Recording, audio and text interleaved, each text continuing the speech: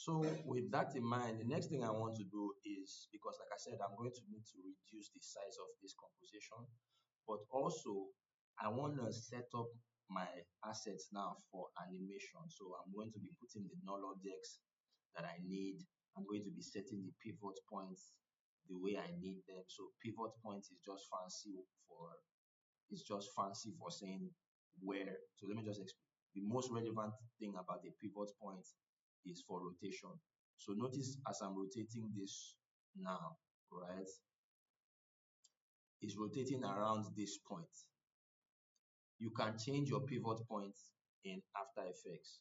And please, this is a note. If you want to change your pivot points, make sure you change the pivot points before you do any animation.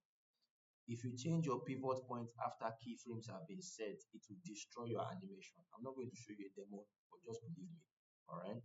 But if you want to change, so you see now it's changing in the center. You can say, oh, okay, I want my pivot point to be at the corner. Just press the letter Y and it will change to this tool, which is pan behind anchor tool. I don't know why it's called that, but basically it allows you to move the pivot point. So watch what happens now. See, so basically the null object and the pivot point tool will help us set up our file for animation.